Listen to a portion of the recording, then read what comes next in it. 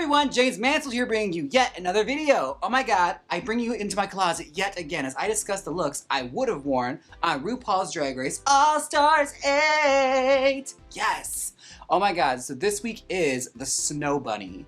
Yes, the Snow Bunny. Now, when we got this prompt, it was supposed to be like anything like Arctic, wintry related, like Winter Wonderland, could be Ice Queen, could be anything you want to do with this. It just has to read Snow Bunny. It's a very general topic. Just, you know, furs, cold, being prepared for the cold, that kind of thing. So, originally, I was going to do a completely different route than what I did here. So, the original idea was actually going to be like an Aspen Barbie kind of look, you know, like the cuff sleeves of fur and like the big hood and all that kind of stuff. But as I was designing it, as I was going through it, I was thinking like, this is gonna be too predictable for me. Like, I feel like people would expect that of me and I want something completely different. So I actually pitched an idea to Nate, who was already very overwhelmed with a lot of other costumes he was doing for me.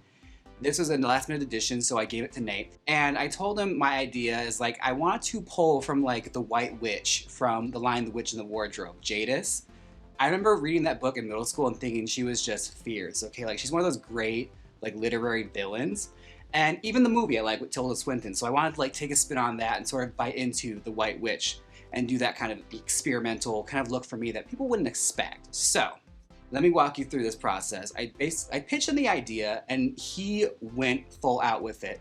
I essentially said I just want something that's big with, like, white fur, very out, like, very over the top, very, like, mystical, witchy, ethereal kind of vibe. Like something people wouldn't expect out of me because I don't want a package that was me very, very, very predictable and just a lot of samey same. So I feel like with this whole season, I've been fairly consistent on giving people different looks the whole time. And this was no exception.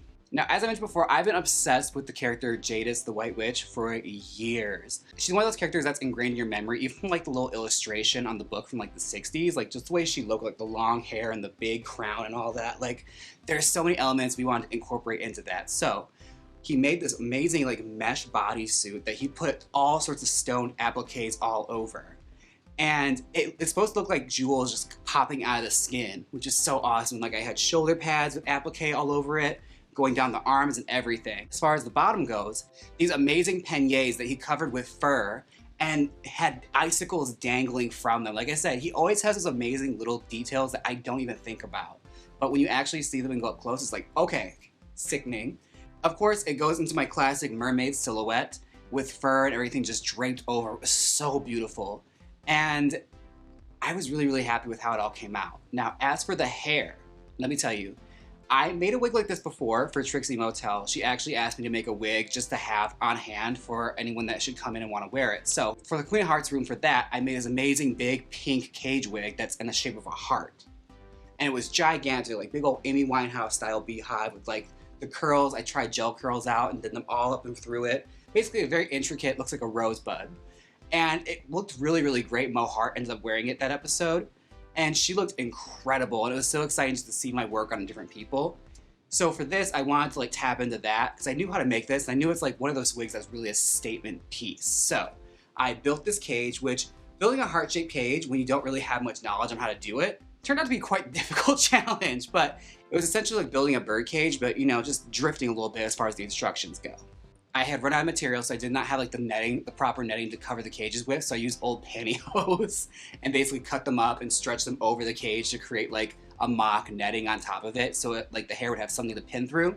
And I already did a custom hairline on this wig so we could snatch it up and pull it all the way up through. And of course, we needed to have a crown, and Nate made this amazing icicle crown that I was obsessed with. Like, looking at it, it kind of was giving like Crystal LaBeija, like Ice Queen Crystal LaBeija hairstyle, which I don't know, maybe that was just, you know, in my mind and I wasn't even realizing I was building that hairstyle, but it definitely looked like her hair from when she did the pageant in The Queen, only in blonde.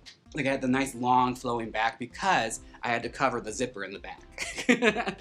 Now, walking around this was considerable work. Like, if I ever am to do another franchise again, I have to factor in the fact that like I need to have clothes that are easier to move around in, because this outfit was a lot of work to like move around in and make sure like you didn't stick to anything, because there's so many jewels and so many like things just dangling from me. I took a little prep time during this Fame Game Runway to basically make sure I had the walk down so that nothing would like fly or stick to me, or heaven forbid like you have hair caught in like, you know, one of your appliques. The makeup look was actually a lot of fun to do. I spilled so much glitter inside of that trailer when I was getting ready for this. I made a mess. Like I used glitter all over the place, all over the wig. And as far as the makeup went, like I did glitter lids, glitter everything, like little dabs of kimchi glitter shards all over my cheeks to make it look like snowflakes were falling onto my cheeks. And for the lipstick, I did full-on white lipstick, like 1960s style white lipstick, like the girls used to wear on American Bandstand. Like I was just trying to incorporate all sorts of elements into this look so it reads me, but also it's just like a different look people wouldn't expect out of me. And seeing it on the runway is such a treat, because this was one that, like, even walking around, I saw the crew going like, they did not expect me to look like that. Which is exciting. That's what you want when you do your runways, right? You want to make sure you get a reaction no one's expecting. I hope you guys enjoyed my take on the White Witch from the Lion, the Witch, and the Wardrobe. What would you guys have done for the Snow Bunny look? I would like to know, like, what would be your idea? I was obsessed with the White Witch, and like, she's the only reason why I ever wanted to try Turkish Delight. Tried it, turns out it's not as good as they described it in the book. Yeah. But what would you guys do? I would love to hear about it in the comment section below. This has been my costume, the Snow Bunny look for RuPaul's Drag Race All-Stars 8. Thank you guys so much for watching. Don't forget to like, comment, and subscribe. And until the next one, bye! Click here and catch up with me as I do my makeup. Or see what I would have worn on RuPaul's Drag Race All-Stars 8, Episode 8. Come on, click it, you know you want to. If you don't click it, I'll replace your makeup wipes with sandpaper, so click it.